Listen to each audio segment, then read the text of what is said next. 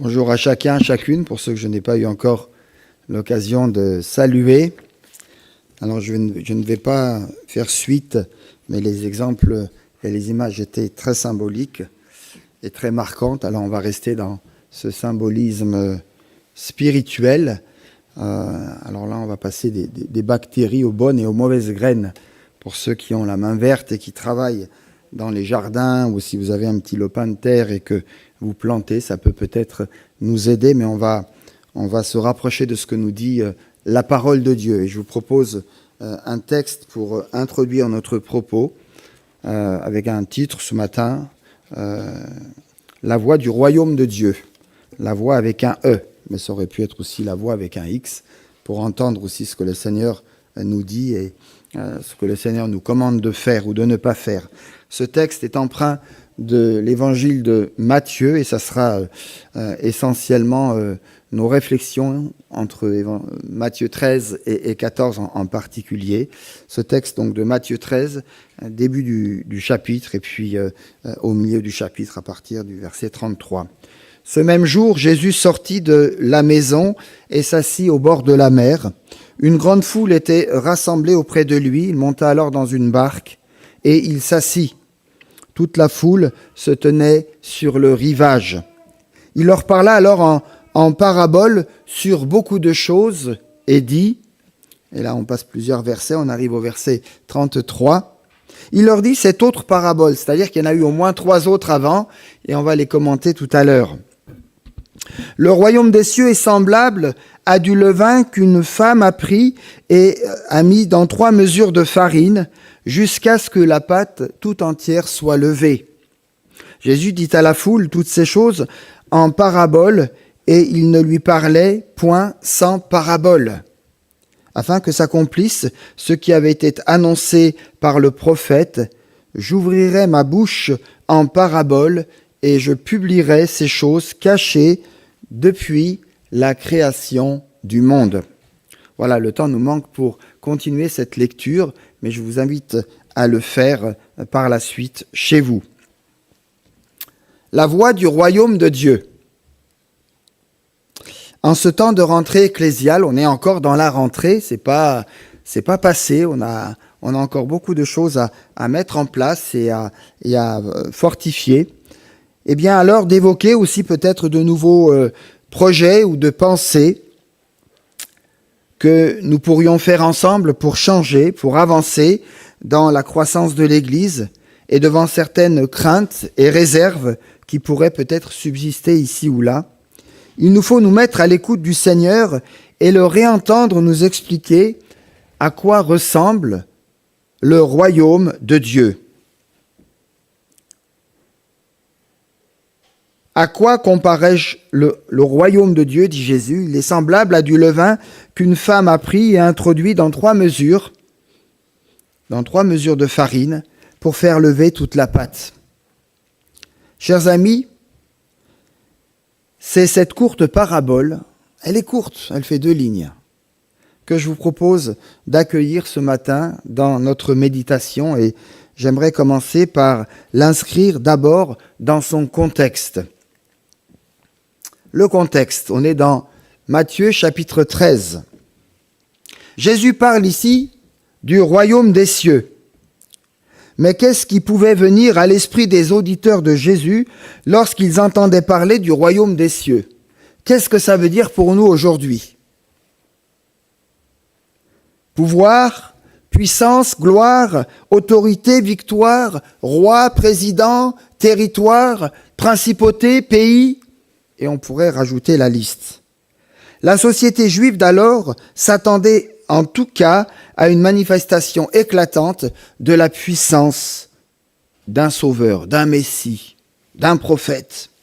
Évoquer le royaume de Dieu, c'était espérer un changement radical incarné par le pouvoir d'un roi, d'un messie, qui détruirait enfin tous les ennemis d'Israël et qui établirait son peuple à la tête des nations. Ce Messie régnerait alors avec autorité et gloire dans le monde environnant. Mais dites-moi, les temps ont-ils vraiment changé quelque chose aujourd'hui? Quelles sont en effet les attentes d'un peuple, d'une nation, d'un pays à l'égard de son roi ou de son prince ou de son président encore aujourd'hui. Quelles sont-elles ? Pourtant, un des enjeux de ces paraboles contenues dans ce chapitre 13 de l'évangile de Matthieu, c'est de marquer la différence entre la manière dont le Fils de Dieu exerce la royauté et le pouvoir et la manière dont s'y prennent les pouvoirs humains en général. Nous sommes tellement déformés dans notre manière de penser, dans notre manière de faire, que Jésus est obligé de nous expliquer les choses, le royaume de Dieu, les choses de ce bas monde, de nous les expliquer parfois aussi sous forme d'images et ici en parabole. Alors Jésus propose une discrète et puissante dynamique de vie offerte aux hommes au travers de cette petite mesure de farine et de ce levain qui va tout faire monter. La parabole, alors on doit avancer et on va voir les différentes étapes que Jésus rappelle avant de réfléchir sur notre parabole de ce matin. D'abord, dans notre texte, on est au verset 1er, toujours dans le chapitre 13, il est question d'une première parabole. On la connaît parfaitement, presque par cœur, on l'apprend souvent avec les jeunes, avec l'école du dimanche, avec les plus petits, tellement elle est parlante. La parabole du semeur, c'est les versets 1 à 23, et Jésus donnera l'explication de cette parabole dans les versets 18 à 23.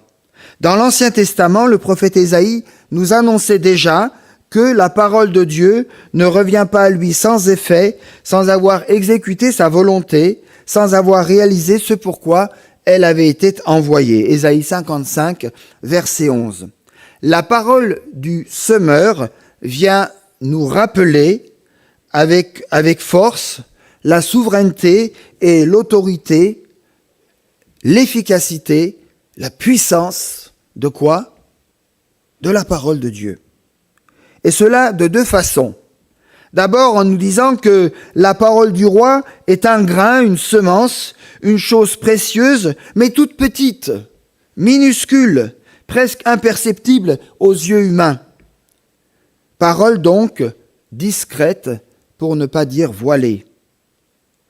Deuxièmement, selon le terrain dans lequel elle va tomber, cette semence, cette parole royale, produit ou ne produit pas de fruits. Une partie seulement de ces paroles porteront le fruit espéré, tandis qu'une large part sera oubliée ou peut-être négligée le long des chemins. Et là, pour rappeler ici la parabole, picorée par les oiseaux, brûlée par le soleil, étouffée par les épines, il y a donc du déchet, de la perte. Le roi Jésus parle, mais discrètement, et il exerce sa royauté sur ce monde en laissant une large partie des hommes mépriser sa parole, son autorité et son pouvoir. Les hommes, pour la plupart, ne comprennent pas, restent sous l'influence de l'ennemi, sont inconstants, discrets par les inquiétudes et les richesses de ce monde, soumis à la tentation. Voilà donc deux lois qui caractérisent le pouvoir de ce roi. On pourrait dire il est question de discrétion et il est question de patience. Dieu est quelque part discret et aussi tout-puissant dans cette patience. Pourtant, Dieu appelle, il ne cesse d'appeler, de jeter la semence de l'évangile, la parole de la grâce. Et il attend. Il attend que des hommes, des femmes, des jeunes accueillent et répondent librement à cette parole pour naître de nouveau et porter du fruit. Pas simplement rentrer dans une église et puis dire « j'ai mon église, j'ai ma communauté, je suis bien ». Je suis appelé à porter des fruits, du fruit en abondance. Oui, le roi souverain et tout-puissant accepte de se heurter aux nombreux refus des hommes sans jamais forcer leur décision ou leur adhésion. On voudrait parfois que le Seigneur nous bouscule et nous disent « ça suffit maintenant ». Ce que tu fais n'est pas dans mon plan. Tu te fais du mal et tu me fais du mal. Le Seigneur nous laisse libres dans notre décision, dans notre adhésion. Une première leçon, un premier enseignement pour nous ici, tiré de cette première parabole. Voilà ce à quoi il nous faudrait nous attendre en demeurant ouvriers et serviteurs de ce royaume des cieux. Nous allons poursuivre notre service et rendre témoignage ici ou là, mais il est probable et normal qu'une perte fasse partie de notre travail, que l'échec fasse partie de notre mission, comme il a fait partie de celle du roi. À l'évidence, c'est ici, qu'on le veuille ou non, quelque part, la loi du royaume de Dieu. Si nous voulons être ouvriers du Seigneur, ouvriers du royaume de Dieu, il nous faudra aussi accepter d'entrer dans cette même démarche de discrétion, d'ouverture, d'attente, de patience, d'appel et d'appel répété, et dire et redire encore les mêmes choses. Cela peut nous paraître frustrant au regard de certaines immédiatetés, d'une certaine efficacité du résultat, d'une certaine visibilité du travail que nous souhaitons voir, et le monde est enclin à aller dans ce sens. Il faut faire vite, il faut des compétences, il faut que ça rapporte, il faut que ça se voie, et puis ensuite on fera le tri du meilleur. Mes amis, la gestion de Dieu consiste à proposer sans cesse, sans jamais imposer. C'est énervant, fatigant, décourageant. En tout cas, moi, parfois, ça m'énerve et ça me décourage. Mais c'est aussi cela, le royaume de Dieu, à savoir le refus d'un projet ou d'un pouvoir qui s'imposerait par la force pour laisser place à un projet, à un pouvoir qui propose, qui invite, qui appelle librement à répondre à l'amour de Dieu. Dieu ne nous force pas, Dieu nous bouscule parfois, même là c'est fait avec beaucoup de douceur et de pudeur. Bien sûr, nos attentes de serviteurs, de servantes, de disciples du Seigneur sont souvent différentes. Nous aimerions bien agir avec puissance, nous voudrions réussir à tous les coups pour voir le fruit tout de suite, n'est-ce pas? Mais nous nous désespérons dès que nous rencontrons des résistances et nous sombrons alors souvent dans l'impatience et dans le découragement. Mais ce que nous dit Jésus, si nous sommes dans cet état d'esprit, c'est que le chemin que nous prenons n'est pas le chemin du royaume de Dieu s'il n'est pas balisé par la vérité, par l'amour et par la liberté. Je ne peux pas imposer, je ne peux pas forcer. Je peux vouloir, je peux prier, je peux jeûner, je peux redire les mêmes choses, mais je ne peux pas faire plus. Il faut que mon témoignage, il faut que ma manière d'agir, il faut que ma chrétienté soit balisée par la liberté, par la vérité et par l'amour. Certes, notre société est gravement malade. Et nous faisons partie de cette société. Et peut-être que nous aussi, ici ou là, nous sommes malades. Mais le Fils de Dieu nous rappelle que les moyens dont nous disposons pour l'annoncer et le glorifier doivent toujours être inspirés, comme je viens de le dire, par la douceur et par l'amour. Et nous devons humblement et sereinement retenir cette grande leçon.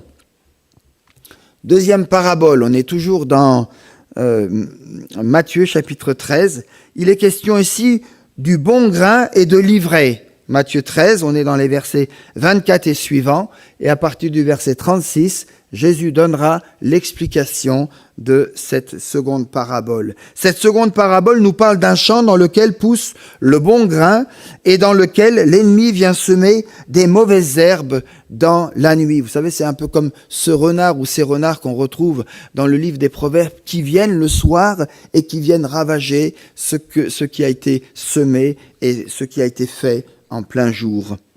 Lorsque le bon grain et l'ivraie sont sortis de terre, les serviteurs du maître proposent d'arracher les mauvaises herbes pour ne laisser que le bon grain pousser. Mais le roi dit non, non. Laissez tout pousser jusqu'à l'heure de la récolte. À ce moment-là viendra seulement l'heure du tri. Nous voudrions voir un roi qui délimite son territoire sur lequel il règne sans partage, n'est-ce pas? Ça, c'est du sérieux. Ça se voit. Ça déménage. Mais Jésus ne fait rien de tel. Il faudra attendre jusqu'au retour du roi des rois dans sa gloire jusqu'à l'heure de la récolte, même si une certaine ambiguïté va demeurer. Jusqu'à l'heure de la moisson, les serviteurs, vous et moi, et les actions du royaume de Dieu vont quelque part, ne comprenez pas mal ce que je vais dire, vont quelque part coexister avec les serviteurs et les actions de l'ennemi du royaume.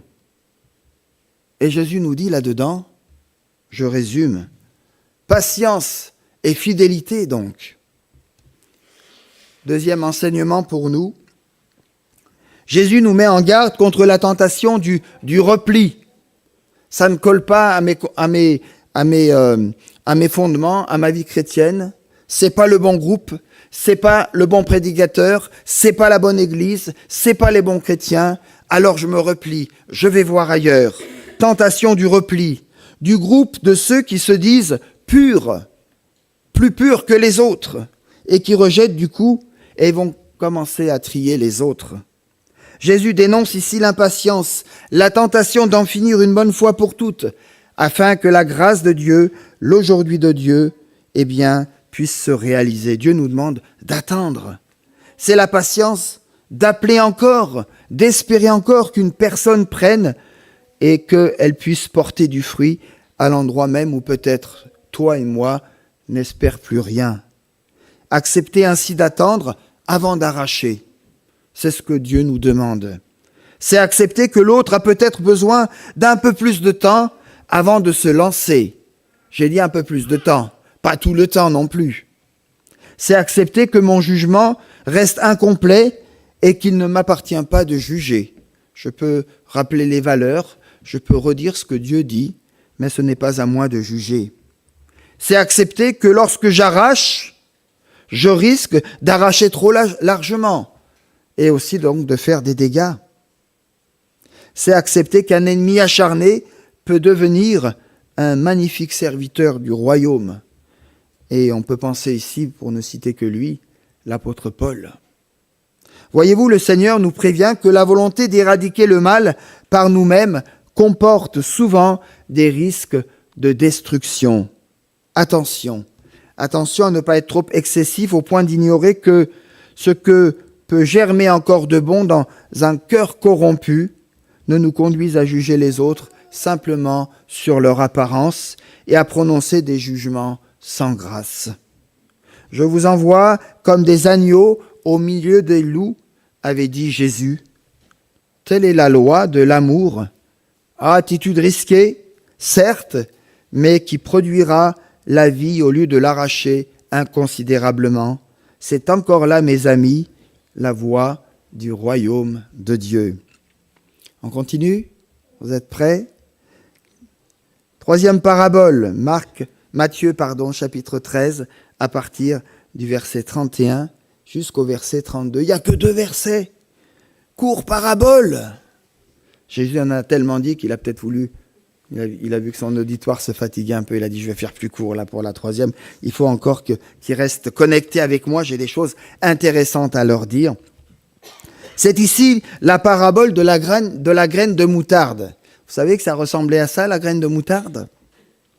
Alors on parle de la moutarde de Dijon. Moi j'ai été 8 ans à Dijon. C'est vrai qu'ils ont de la bonne moutarde de Dijon, mais j'avais appris quand j'y avais été que l'usine avait fermé. Mais vous achetez encore de la moutarde de Dijon. Je ne sais plus où elle se fait maintenant. Mais ça reste la moutarde de Dijon. On referme la parenthèse. C'est ici une toute petite semence. La plus petite même qui, parce qu'elle a été mise en terre, deviendra un arbre qui abritera les oiseaux du ciel. Dieu gouverne et transforme ainsi le monde en semant de toutes petites graines, pas en imposant un pouvoir dominateur comme on le voudrait parfois. Un autre enseignement pour nous ici. Commençons par ce geste humble. Acceptons la petitesse avant de vouloir abriter les oiseaux du ciel. La puissance de Dieu fera le reste en son temps. Mes amis, dans le royaume de Dieu, la stratégie de la grandeur ou la folie des grandeurs est toujours fatale quand on veut commencer par là. Semons plutôt des germes de vie, sans nous décourager sur la petitesse de ce que Dieu nous a confié. C'est petit ce que je fais, Seigneur, tu aurais pu m'en donner plus. Ce que je fais n'est pas très visible. J'aurais voulu faire des choses que les gens puissent voir et qu'on puisse me remercier. Car à partir d'éléments qui nous paraissent insignifiants, Dieu peut accorder un développement extraordinaire, pour ne pas dire explosif. Voyons maintenant notre parabole du levain. Matthieu chapitre 13, verset 33. Le levain, c'est ce petit morceau de pâte, de farine qu'on a laissé fermenter ou qu'on a mélangé à de la levure et qui a la puissance de transformer tout son contenu. On parle souvent du levain dans la Bible comme symbole de la puissance du mal, comme la puissance du péché capable de corrompre toute l'existence de l'homme, toute l'existence humaine. Mais le péché n'est pas en cause ici dans notre texte. C'est plutôt ce pouvoir et cette puissance d'action qui sont en vue et qui nous sont décrites ici. Cette façon secrète, peu voyante, avec laquelle le royaume de Dieu est capable d'agir, dont on voit les effets souvent à la fin, sans avoir discerné exactement le processus. Comment, à la fin, c'est visible et ça se voit. Il est question aussi de la farine.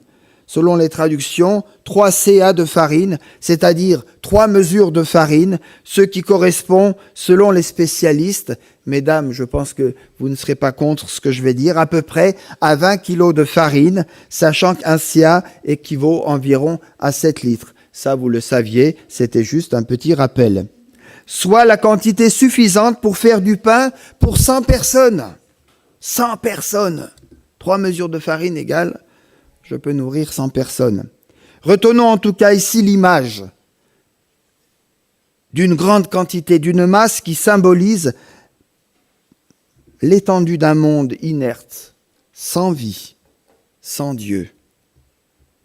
Le levain paraît insignifiant au regard de cette masse importante. Et pourtant, il est capable de transmettre une puissance et une saveur au monde qui fait contraste avec son inertie et sa fadeur naturelle. Regardons à l'action maintenant, à la responsabilité qui nous incombe. Une femme prend le levain et l'introduit, nous dit le texte. Il faudrait comprendre et lire littéralement. Elle le cache, elle l'enfouit à l'intérieur de la farine jusqu'à ce que la pâte lève. Là encore, discrétion et humilité de l'action. Et pourtant, la puissance de Dieu fera le reste, pourvu que nous sachions l'attendre avec confiance et persévérance. Réfléchissons alors au sens de cette parabole et tirons-en les enseignements.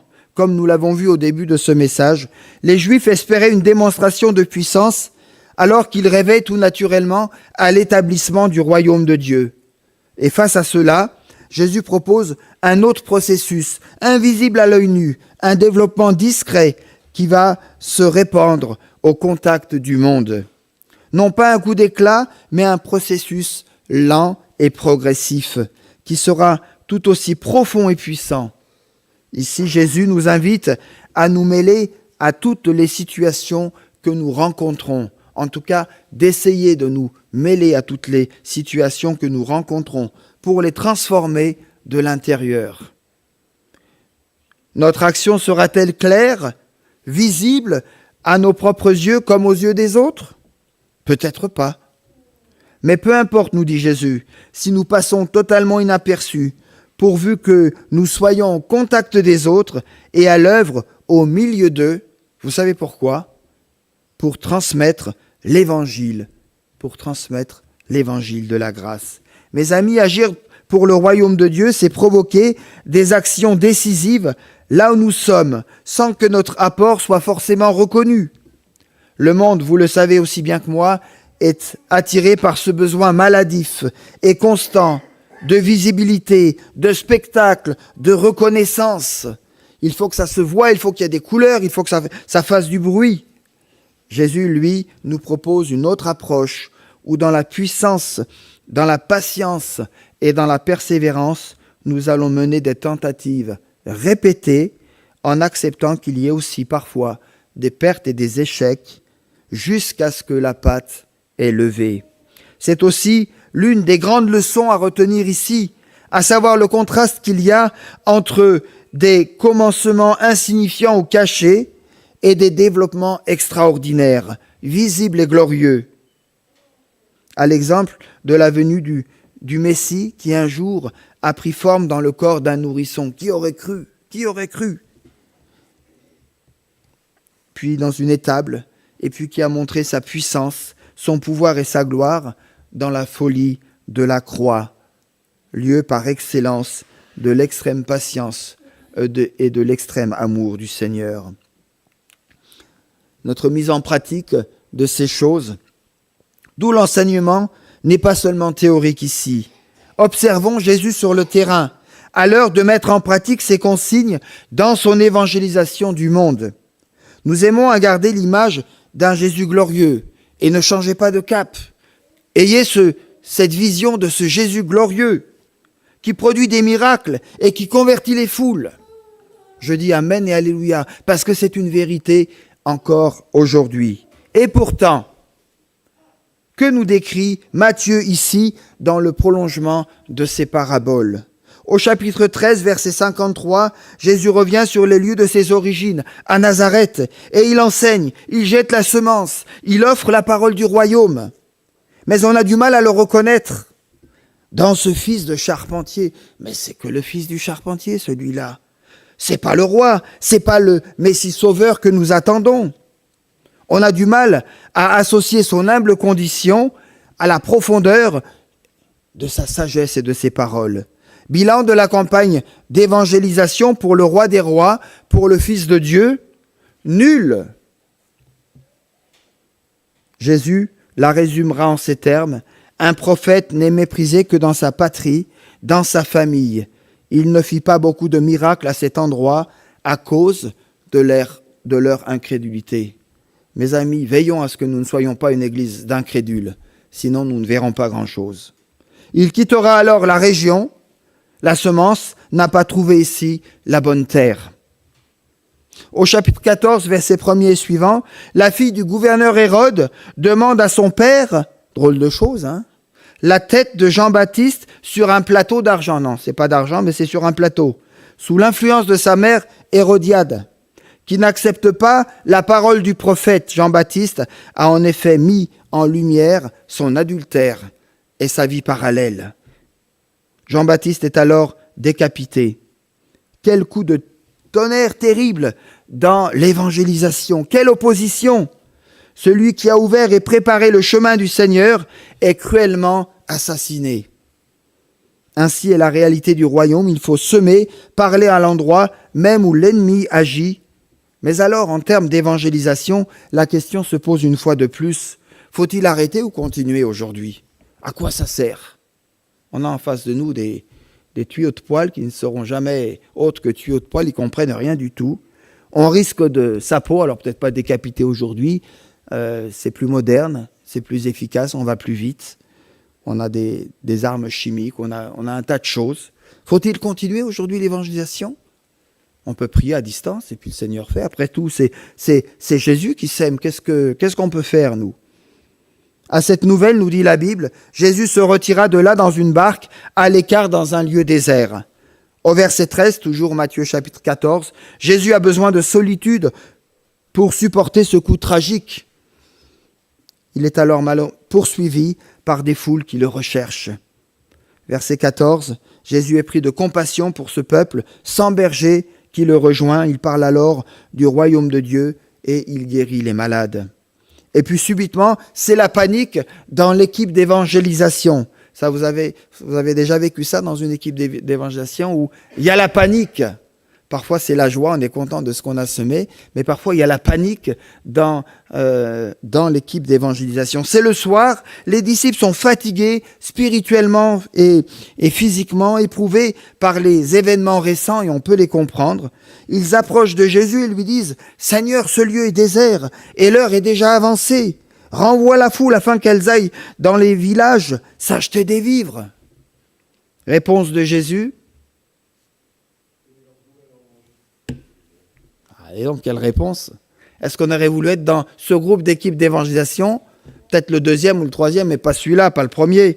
Donnez-leur vous-même à manger. C'est clair, c'est net, c'est précis. Réponse des disciples, je paraphrase, mais nous n'allons pas y arriver, nous sommes si petits, si insignifiants devant cette foule nombreuse. Nous n'avons rien, Seigneur. Rien, dit Jésus? Pas tout à fait exactement. Il y a là 5 pains et 2 poissons. Une quantité dérisoire, certes, mais qui va s'avérer toute suffisante. C'est ici pour eux d'abord, mais aussi pour nous tous, un sérieux rappel de cette insignifiante petite graine de moutarde dans la terre, ou encore de ce petit levain qui fait monter toute la pâte. Mes amis, avec un tout petit peu, remis entre les mains du Seigneur, on peut faire beaucoup. Jésus multipliera ses pains, et quel miracle, vous en connaissez la suite. 5000 hommes, sans compter les femmes et les enfants, seront nourris, et 12 paniers qui resteront encore.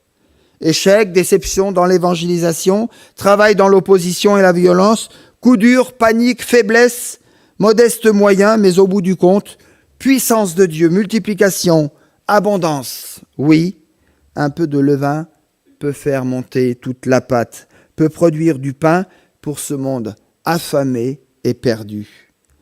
En conclusion, si au lieu de nous arrêter sur les obstacles, nos excuses, plus ou moins valables, de manque de temps, de « je ne peux pas »,« c'est trop difficile »,« je n'y arrive pas »,« je n'ai pas envie », sur nos incapacités, nos frustrations, nos échecs, nos découragements, et j'en passe, nous nous concentrions sur le cœur de cette parabole, sur ce que Jésus avait à cœur de nous communiquer, à savoir l'extraordinaire puissance de Dieu qui peut transformer le monde. Mais vous savez, avant de transformer le monde, ce que fait le Seigneur, et qu'est-ce qu'il veut transformer? C'est toi et moi d'abord. Si moi je ne suis pas transformé, de quelle transformation, entre guillemets, je vais pouvoir parler aux autres? Peu importe le lieu de là où j'habite, le lieu de mon secteur, de mon périmètre. Si moi, je n'ai pas été transformé, alors j'ai besoin d'un miracle dans ma vie. Oui, chers amis, le royaume des cieux est semblable à du levain qu'une femme a prise et introduit dans 3 mesures de farine pour faire lever toute la pâte. Et à la fin, toute la pâte a levé.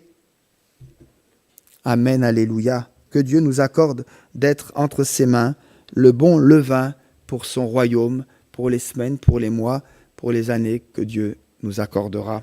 Amen.